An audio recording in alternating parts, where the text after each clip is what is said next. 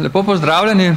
No, kot drugi uvod in neko ogrevanje v bolj konkretno vodno problematiko bomo predstavili zaključke drugega slovenskega kongresa o vodah. Mnogi od vas ste se ga udeležili. Kot veste, ga je organiziralo 13 društev, ki se ukvarjajo tako ali drugače z vodo. Poleg tega tudi Inženirska zbornica in Direkcija Republike Slovenije za vodo. Imeli smo več kot 200 udeležencev, v 4 sklopih smo slišali skoraj 90 predavanj. Priprava zaključkov se je malo zavlekla tudi zaradi velikega števila organizatorjev, vendar smo jih v oktobru vendarle dobili, objavljeni so na spletni strani, kjer si jih lahko vse pogledate. Danes bi jih pa nekako dodatno komentirali ali pa poudarili tiste, ki se nam zdijo posebej pomembni. No, žal je spletna stran bo aktivna še nekaj let, tako da bo to ves čas tam na voljo. Žal je prva gonilna sila kongresa Lidija Globevnik odsotna, zato bova z Barbaro Čencur-Curk predstavila tele osnovne zaključke. Malo se moramo naprej premakniti. Jaz bom samo prebral osnovne teze, na katerih smo zaključke temeljili, in sicer celovitost upravljanja z vodami je še vedno le deklarativna. Stanje slovenskega vodnega okolja ni dobro, predvsem mislimo na kemijsko in ekološko stanje. Podzemne vode so zelo pomemben del vodnega bogatstva Slovenije, zato jim moramo nameniti več pozornosti. Na nekatera tveganja v zvezi z vodo nismo dovolj pripravljeni. Za doseganje kakovosti pitne vode je treba uporabiti ustrezne gradbene in tehnološke rešitve, preventivno varstvo in strokovno upravljanje. Varnost pregrad, velikih in malih, nima ustrezne upravljalske rešitve, kar je na nek način morda tudi ovira v razvoju. Ustavna pravica do pitne vode pa je vzbudila številne pomisleke. Kdor je bil tam, je videl, da je precej diskusije bilo na to temo in tudi danes bomo precej tega komentirali v nadaljevanju se strani Barbare. Skratka, v bistvu vse te izhodišča pravzaprav zahtevajo večjo aktivnost slovenskih strokovnih združenj, ki se ukvarjajo z vodami, in tudi njihovo sodelovanje. In ta aktivnost in sodelovanje je bilo zelo uspešno na tem drugem slovenskem kongresu o vodah. Kot je bilo rečeno, na kongresu smo je bilo v bistvu kar precej diskusije na temo pravica do pitne vode, ki je zapisana v ustavi. V bistvu že dobro leto od tega in pravzaprav lahko rečemo, država je pač to naredila, kaj zdaj? Stroka ve, da je treba kar precej zadev urediti, tako da je treba k temu kar pristopiti. V bistvu ugotavljamo se, da so potrebne mnoge zakonske, podzakonske spremembe in seveda pri tem strokovna razprava in nek strokoven konsens. Poleg tega ustavna pravica do vode v bistvu posega tudi v ureditev javne oskrbe s pitno vodo, ki oskrbujejo prebivalstvo in tudi delno industrijo za vodo, in seveda kakšne so pristojnosti občina, država in te relacije. Če gledamo pravico do vode, do pitne vode, 97% pitne vode izhaja, oziroma viri pitne vode so podzemne vodne viri, zato je zelo pomembna zaščita oziroma varovanje, upravljanje in gospodarjanje s temi podzemnimi vodnimi viri. Tukaj smo že kar precej naredili v Sloveniji, ampak še vedno imamo kar nekaj za narediti. Hkrati je pitna voda živilo po naši zakonodaji, zato je treba HACCP principe upoštevati in v bistvu vodovodi morajo zagotavljati kakovostno oziroma neoporečno pitno vodo na pipi. Hkrati potrebujejo varnostne načrte, da upoštevajo tudi podnebne spremembe, tako sušne oziroma sušo in poplave, oziroma pač viške vode. Predvsem pa se tukaj v bistvu poraja vprašanje oziroma konflikti, kakšna je vloga upravljalca vodovoda pri umeščanju posegov na napajano območje vodnega vira, ker mora zagotavljati kakovostno pitno vodo na pipi, hkrati se pa velikokrat dogaja, da nimajo veliko vpliva na umeščanje posegov v napajano območje njihovega vodnega vira. In spet iz tega izhaja, da je dejansko to interdisciplinarno področje in je potrebno interdisciplinarno sodelovanje na vseh nivojih in v bistvu soodgovorno odnašanje. No, ena od pomembnih ugotovitev kongresa je bila ugotovljena potreba po zadrževanju vode v pokrajini. Tudi danes bomo slišali precej razlogov za te ukrepe z vidika blaženja suš, posledic suš. No in za ohranjanje tega vodnega bogatstva, ki ga imamo, moramo razmišljati o dodatnem zadrževanju vode, ki nam sicer odteka. In sicer v obliki naravnih možnosti, to je krepitve gozdnih hidroloških funkcij, kontrole pretokov plavin in njihovega zadrževanja, okrepiti zadrževanje vode v obstoječih naravnih zadrževalnikih, to so mokrišča, jezera, poplavne ravnice in pa krepitev same sposobnosti tal za zadrževanje vode.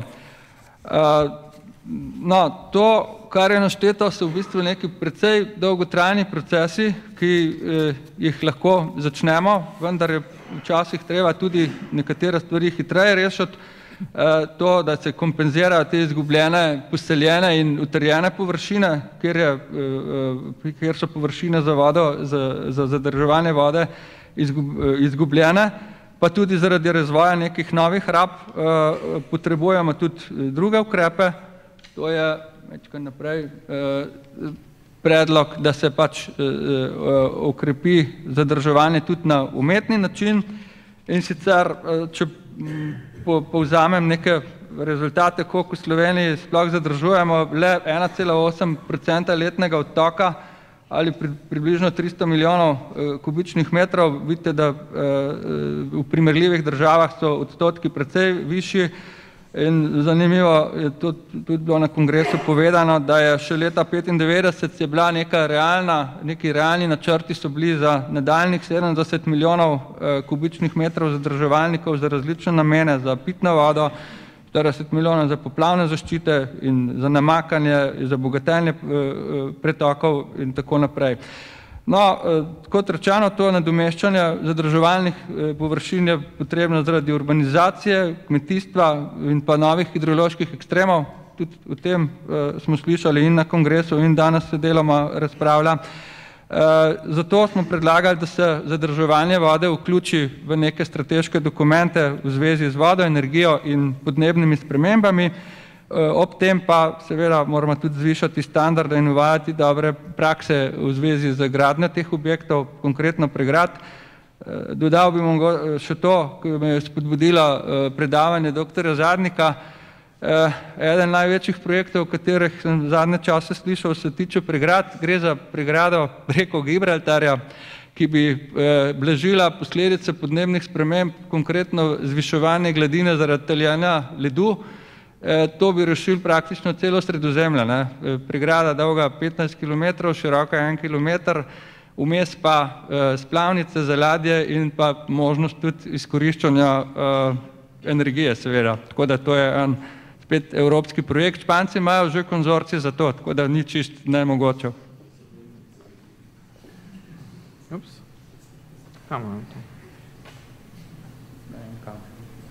Kam? Je preddelal. Baterija crkana. Lahko ena naprej. A ja, to? Dela. Ups. Ali pa on naredil.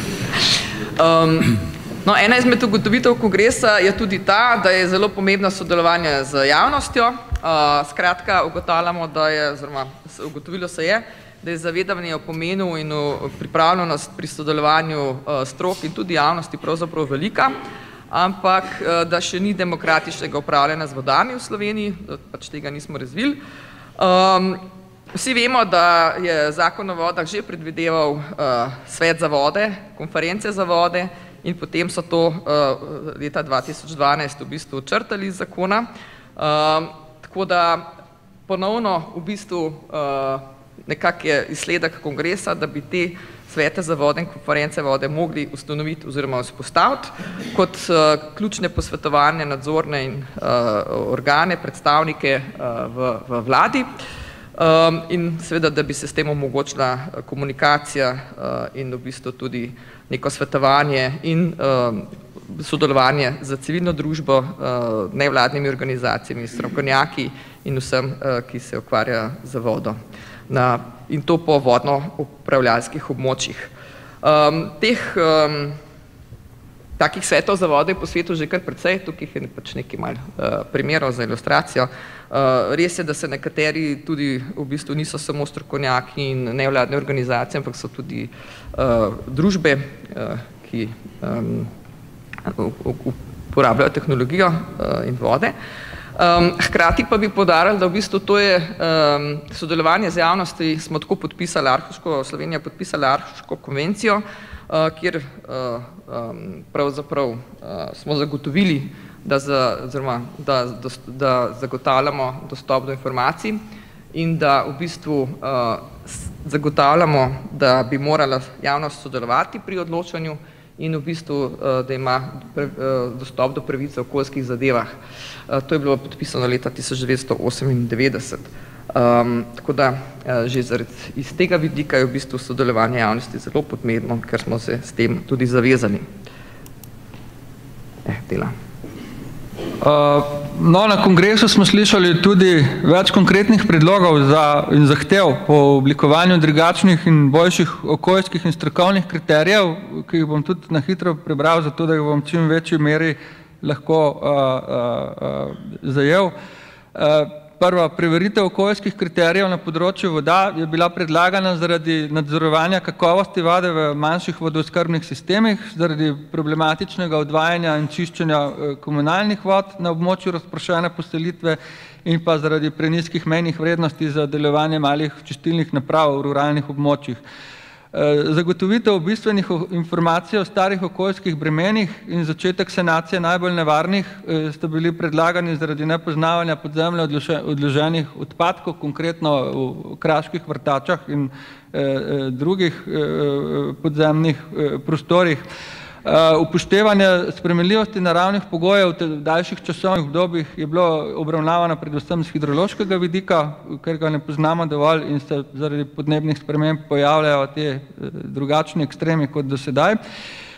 Značaj izjemnosti imajo tudi pojavi drobirskih in murastih tokov, ki jih spremenjena hidrologija lahko prinese v večjem obsegu kot do sedaj. Tako pri poplavnih zaščitah kot pri zmanjševanju škod zaradi suš se premalo posvečamo možnostim zmanjševanja ranljivosti. Ob tem je pomembno zagotoviti tudi stalen strokovni nadzor nad vodnimi objekti, ki lahko ob ekstremnih hidroloških dogodkih predstavljajo dodatno nevarnost, tako pregrade kot neki manjši objekti. Da bi to dimenzijo nevarnosti lahko sploh pravilno ocenili, je na primer nujna izdelava ponovitev računov posledic poškodb ali odpovedi objektov za večje število naših umetnih pregrad, predvsem gre za vodarske pregrade. In predlagano je bilo sprejetje metodologije vrednotenja poplavnih škod na kmetijskih področjih ob poplavah, ki je pomembno zato, ker da se ocenijo škode ob poplavljanju suhih zadrževalnikov in pa tudi za potrebe stroškovnih ocen gradnje novih zadrževalnikov.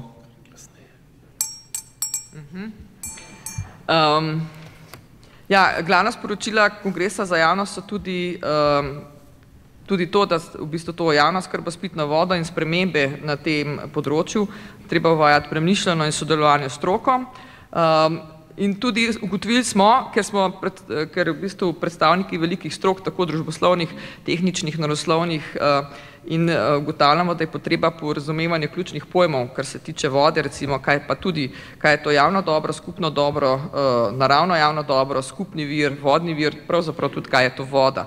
Tako da tukaj je še drugih tem za razpravo kar precej, ki jih je v bistvu pravzaprav Andrej tudi ravnokar naštel, tako da voda kot neka strateška surovina in razvojni potencial Slovenije, vedno govorimo, koliko smo bogati z vodo, kako jo zadržati, usmeriti urejanje in raba vodnega prostora, celovitna zaščita podzemne vode kot pomembnih virov pitne vode in problematika Krasa in tudi geotermalne vire vode. Vse to smo nekako v bistvu nadaljevanje kongresa, se pravi, kongres je organizirano 13 društev in ta društva še vedno sodelujejo, to so društva kot tehničnih, se ukvarjajo s tehničnimi vidiki, naravoslovnimi vidiki, družboslovnimi vidiki, prostorskimi vidiki, skratka biologi, gradbeniki, geologi, sociologi in tako naprej, geografi. In v bistvu po kongresu se bo ta druženje, to sodelovanje še vedno nadaljevano v obliki tako imenovanega stičišča za vode. Tako smo pač poimenovali zdaj to združenje, ni še pravzaprav nekje obeleženo. Že to, če gledamo, kakšen je bil odziv na drugem kongresu, v bistvu 200 udeležencev različnih strok, pa potem udeleženci od veliko državnih ustanov, raziskovalnih ustanov, izobraževalne ustanove in tudi to, da v bistvu to sodelovanje javnosti, izobraževanje je zelo pomembno, tudi recimo kot ob kongresne dejavnosti, recimo je bila tudi na kongresu je bila retrospektivna razstava ob 20-letnici vodnega detektiva. Ta razstava se zdaj seli od šole do šole, naj bi šla potem tudi na ministrstvo, na vodovod, na agencije in podobno.